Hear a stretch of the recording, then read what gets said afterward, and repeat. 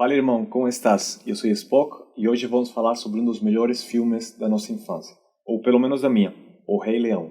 Mais especificamente, eu vou te mostrar como os arquétipos desse filme te ensinam a ser um homem de verdade. Vamos ver qual a definição de arquétipo. O psicólogo Carl Jung, um dos pais da psicologia, baseou grande parte do seu trabalho em algo que denominou inconsciente coletivo, quer dizer, um conhecimento que faz parte de todos os seres humanos. Hoje em dia, é argumentado que o inconsciente coletivo é um conhecimento que está escrito nos nossos genes. Em 1917, ele criou o conceito de arquétipo, que representa um símbolo que contém vários significados dentro desse conhecimento coletivo. Por exemplo, um rei. Em todas as culturas da Terra existe essa figura de autoridade, alguém talvez escolhido pelos deuses e que contém todos os nossos valores que são sagrados. A gente viu isso em sociedades antigas, em tribos afastadas e até no mundo moderno. Para todas as pessoas da Terra e aquelas que ainda vão nascer, faz sentido o conceito do rei porque está escrito nos nossos genes. E ele está representado no título do filme do que vamos falar, que é O Rei Leão. Eu reassisti esse filme e percebi que ele fala muito sobre a diferença entre ser um menino e ser um homem, e não tem nada a ver com a idade.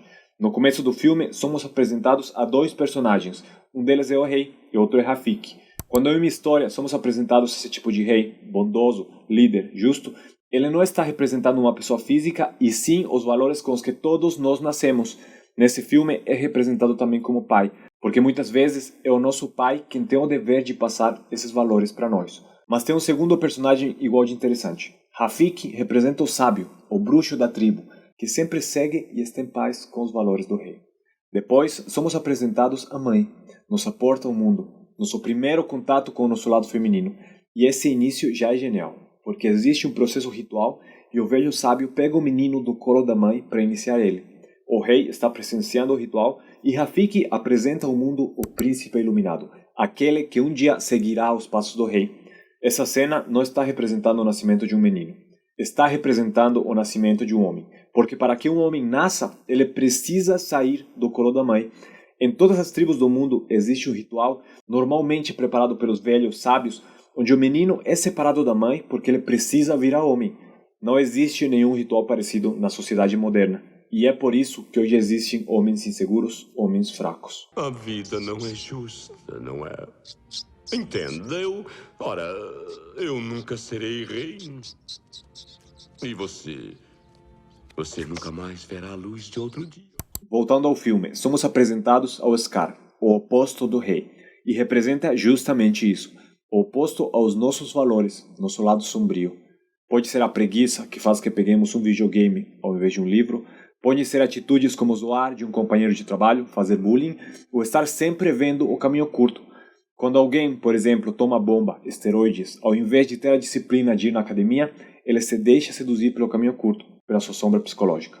A analogia do filme é interessante não só porque o Scar é o irmão do rei, dos nossos valores. Eles moram no mesmo reino e o Mufasa sabe que ele é ruim, mas não o mata.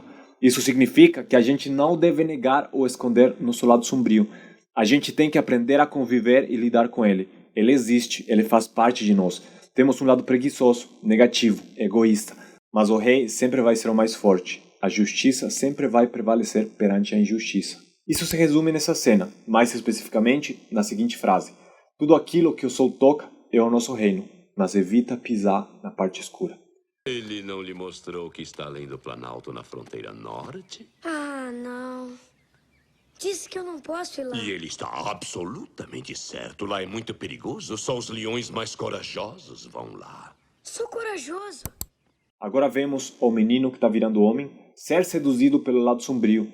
Nessa parte do filme, o orgulho é apresentado como uma característica dos meninos, o orgulho infantil, e o Scar atinge esse orgulho do Simba, dizendo que só os corajosos vão para lá. Todos sabemos que quem reage a provocações são os meninos.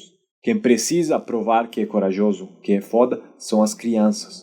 No filme, vemos que o Simba caminha com a Nala, a amiguinha dele. No desenvolvimento de um homem, sempre vai existir um primeiro amor. Alguém tão inexperiente quanto nós com quem vamos compartilhar nosso primeiro contato nos relacionamentos. Mas a Nala também pode estar representando o nosso lado feminino, que é muito mais sensato e cauteloso. Todo mundo sabe que as mulheres amadurecem antes que os homens. Você é o... O futuro rei. Sabe o que nós fazemos com reis que pisam fora do seu reino? não podem fazer nada comigo. Mas o menino, que está na fase heróica antes de virar homem, ignora esse lado sensato e acaba expondo aos seus seres queridos ao perigo. Trazendo para a vida real, eu lembro de um conhecido meu que vendia os itens da casa dele para ter dinheiro, para sair.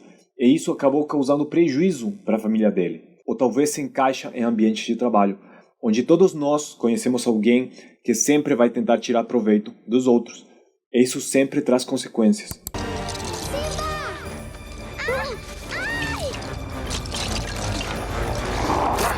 Nessa cena, o Simba demonstra algumas atitudes de guerreiro. Ao invés de fugir, ele fica para proteger os seus seres queridos. No final, os nossos valores sempre vão prevalecer perante o lado sombrio. Poderia ter morrido. Acabou me desobedecendo. E o pior, pôs Nala em perigo. Eu só quis ser valente como você. Só sou valente quando é preciso ser. Como Mufasa disse, temos que lembrar que ser valente não quer dizer se meter em apuros. E também que até os reis têm medo.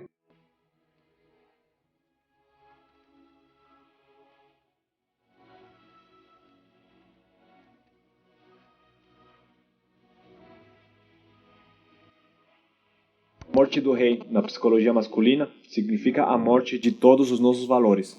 Psicologicamente falando, a morte do rei é algo extremamente negativo.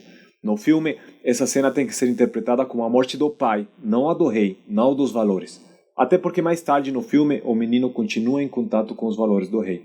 Mas enfim, um sucesso traumático com a morte do próprio pai pode afastar sim o homem do caminho do rei, pode afastar ele dos seus valores. Quando um homem não tem uma presença do rei na sua vida, ou ele se decide afastar por causa de um acontecimento traumático, o reinado dele, a vida dele, é regida pelo lado sombrio, por esse lado mais manipulador, egoísta e desorganizado. Isso acontece muito na sociedade hoje em dia. Os meninos não estão se tornando homens, eles começam a adotar uma postura despreocupada, uma mentalidade Hakuna Matata, uma postura de Timão e Pumba. Coisas ruins acontecem e ninguém pode fazer nada para evitar, certo? Certo. Errado! Quando o mundo vira as costas para você, você vira as costas para o mundo.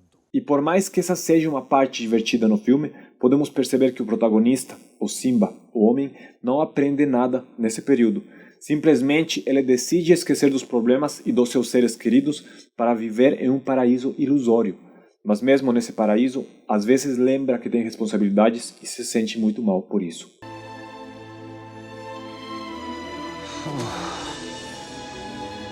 Em muitas histórias antigas, existem 3 mulheres essenciais vinculadas ao desenvolvimento do homem.